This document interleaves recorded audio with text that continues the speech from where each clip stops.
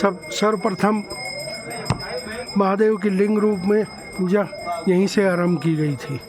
इसी कमलकुंड में आकर लव और कुश ने यहाँ यज्ञ किया था। ये है वो कमलकुंड। मंदिरों की बनावट और इसमें लगे हुए पत्थरों को देखकर आप इसका प्राचीनतम और पुरातन होने का अंदाज़ा स्वयं ही लगा सकते हैं। ये देख, इसमें कहते हैं कि शिव और पार्वती यहाँ अर्धनारीश्वर रूप में विराजमान है, और में दो ही जगह ये दक्षिण मुखी हनुमान जी विराजमान है।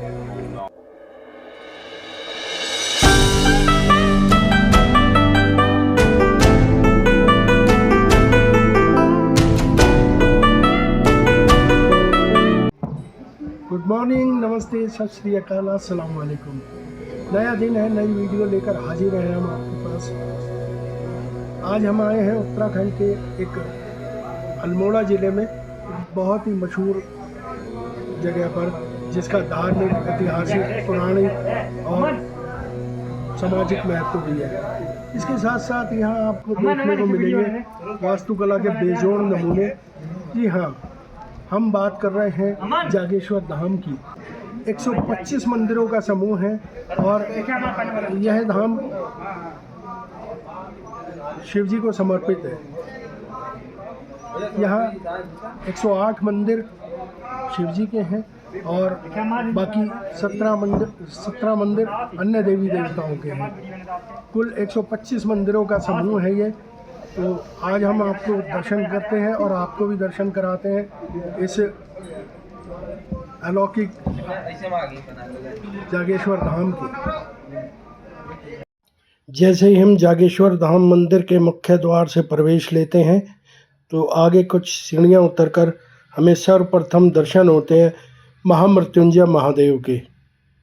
दाहिने हाथ पर महामृत्युंजय महादेव का मंदिर, साथ में बड़ा सा घंटा और सामने दूर दूर तक फैला हुआ 125 मंदिरों का विशाल मंदिर समूह, जिसमें कि कुछ मंदिर छोटे हैं, कुछ बड़े हैं। स्कंद पुराण के अनुसार महादेव के 108 नाम हैं, जिसमें 108 मंदिर तो महादेव के अलग अलग नामों को समर्पित हैं और बाकी 17 मंदिर अन्य देवी देवताओं के हैं। लिंग पुराण के अनुसार सर्वप्रथम वर्तमान समय में जो हम शिवलिंग की पूजा करते हैं, आराधना करते हैं, उसमें शिव को विद्यमान मानते हैं। सर्वप्रथम शिवलिंग की पूजा यहीं से प्रारंभ हुई और ये है जो जागेश्वर धाम का ज्योतिर्लिंग जागेश्वर मंदिर। दर्शन कीजिए आप। चूँकि अंदर कैमरा अलाउ नहीं है इसलिए मजबूरी है कि हम आपको अंदर दर्शन नहीं करा पा रहे। और साथ ही ये स्थापत्य कला और वास्तुकला देखिए, बेजोड़ नमूना है ये। जागेश्वर धाम मंदिर हमारी संस्कृति का, हमारे कल्चर का, इसका धार्मिक, ऐतिहासिक और राजनीतिक महत्व भी है। इसके साथ साथ लगभग 700 से 1400 शताब्दी तक ये मंदिर अलग अलग समय पे इनका निर्माण किया गया।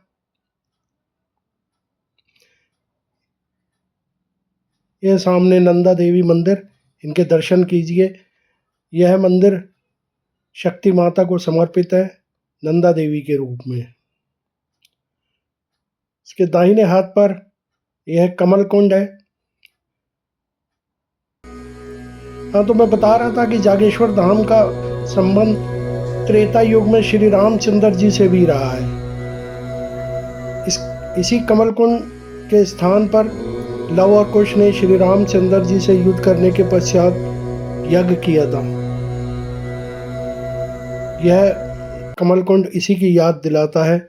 और साथ में चारों तरफ फैला हुआ दारुका वन, मतलब देवदार का घना जंगल है, जिसका वर्णन आपको रामायण में भी मिलता है।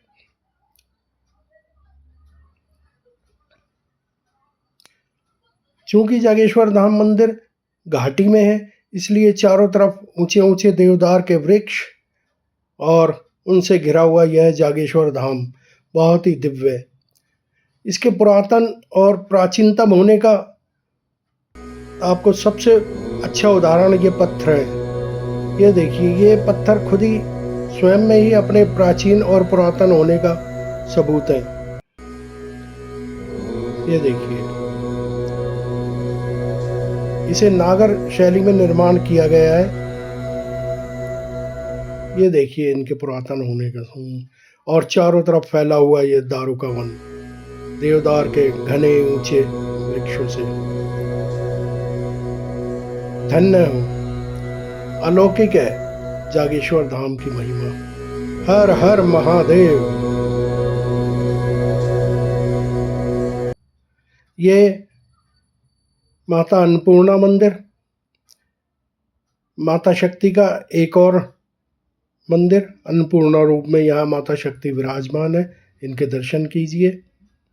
और जैसे ही हम इससे आगे बढ़ते हैं, सामने है केदारनाथ मंदिर, जो कि एक हमारे 12 ज्योतिर्लिंगों में से एक है। तो केदारनाथ मंदिर की भी यहाँ स्थापना की गई है। केदारनाथ मंदिर से निकलते ही हम एक ऐसे दिव्य स्थान पर पहुँचते हैं कि ये एक देवदार का बहुत ही विशाल वृक्ष है, और मान्यता है कि यह वृक्ष, सर्वप्रथम आप इसके दर्शन कीजिए। यह नीचे से एक है और ऊपर जाकर यह वृक्ष 2 भागों में दिखाई देता है। तो मान्यता यह है कि यहाँ माता पार्वती और स्वयं भोलेनाथ विराजमान है इस वृक्ष में।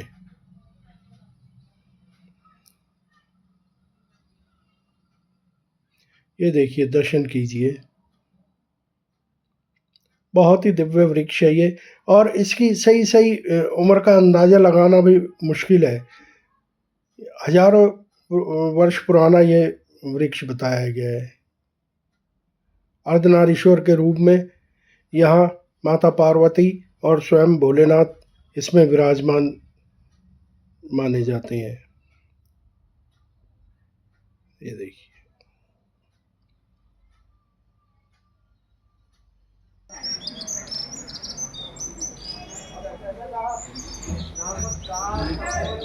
ये देखिए,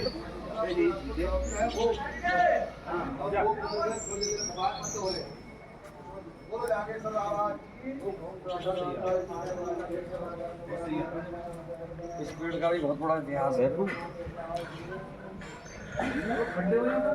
ये सामने तांडेश्वर महादेव जी का मंदिर है।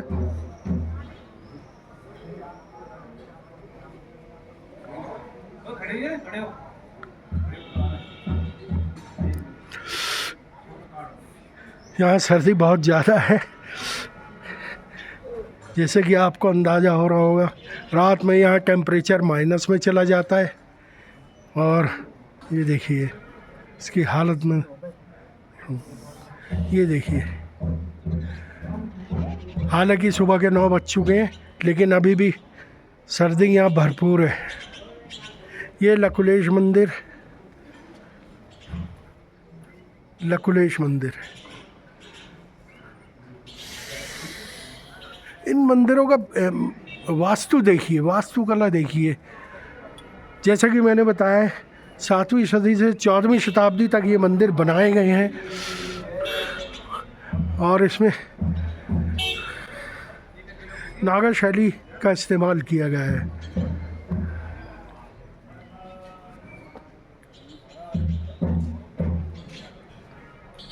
ये देखिए, यहाँ काफ़ी संख्या में श्रद्धालु आते हैं। सुबह से भक्तों के आने जाने का तांता लगा रहता है। और बताया यहाँ तक जाता है कि महाशिवरात्रि के दिन जिन दंपति को संतान नहीं है, तो महाशिवरात्रि के दिन रात के समय आकर यहाँ दीपक लेकर हाथ में और शिव जी से प्रार्थना करते हैं। और सुबह जैसे ही मंदिर खुलता है तो वह अपनी प्रार्थना दिए को वहाँ मंदिर में समर्पित करके अपनी प्रार्थना करते हैं, उनकी प्रार्थनाएं पूरी होती हैं।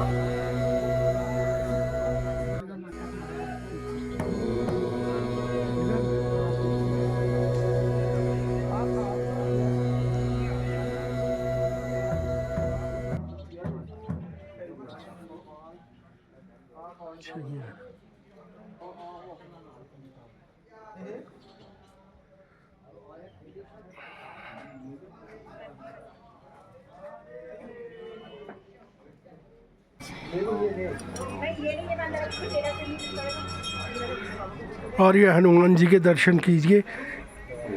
ये दक्षिण मुखी हनुमान जी हैं। शायद विश्व में 2 ही जगह ये दक्षिण मुखी हनुमान जी विराजमान है। यह है सूर्य मंदिर। कहते हैं कोणार्क के सूर्य मंदिर की तरह यहाँ भी सूरज की पहली किरण पड़ती है। ये देखिए, ये देखिए छोटे बड़े अनेक मंदिरों के समूह। जागेश्वर धाम की दिव्यता और अलौकिकता का अंदाज़ा आप इसी से लगा सकते हैं। यह नवग्रह मंदिर है। इसी परिक्रमा मार्ग से हम आगे बढ़ेंगे। देखिए,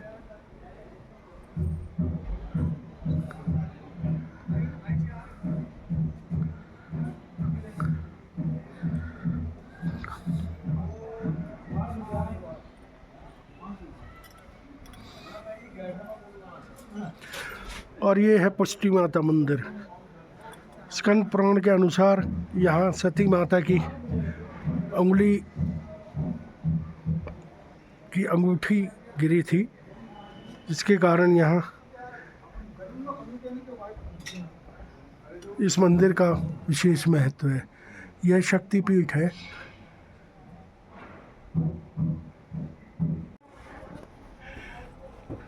तो यह पुष्टि माता मंदिर आदि शक्ति को समर्पित है। जैसा कि मैंने बताया, ये शक्तिपीठ है। आदि शक्ति को समर्पित ये मंदिर। जय माता की। यह हमारी परिक्रमा पूरी हो गई 125 मंदिरों की। यहाँ से हमने शुरू किया था, वापस उसी जगह पहुँच चुके हैं। और मौसम में थोड़ी तब्दीली आई है।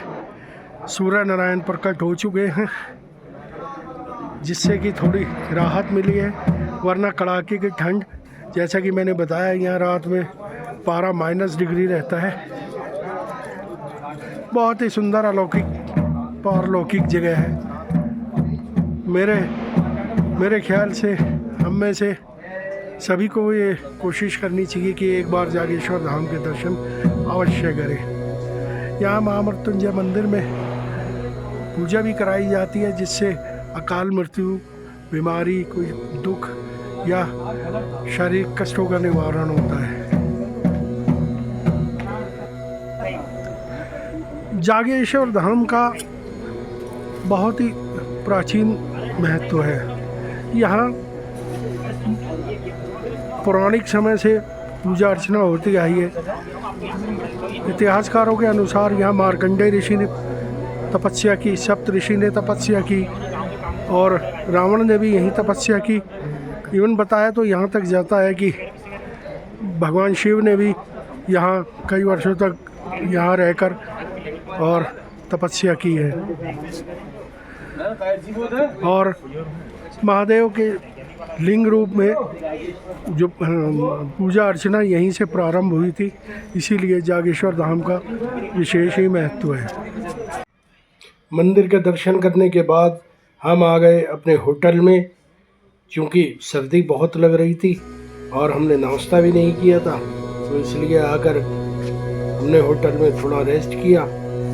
हमारा होटल मंदिर से लगभग 40-50 कदमों की दूरी पर था, तो इसलिए हमने कहा वीडियो भी लंबी हो रही है, बाकी मंदिर के दर्शन कराएंगे आपको वीडियो के अगले पार्ट में। यहाँ तक वीडियो आपने देख ली है, वीडियो आपको कैसी लगी इस विषय में अपनी राय हमें ज़रूर भेजिएगा। अच्छी लगी हो तो हर हर महादेव या ओम नमः शिवाय कमेंट में लिख दीजिएगा। साथ ही लाइक कीजिएगा, सब्सक्राइब करिएगा, अपने दोस्तों के साथ शेयर भी करिएगा। तब तक के लिए bye bye, bye bye and good bye.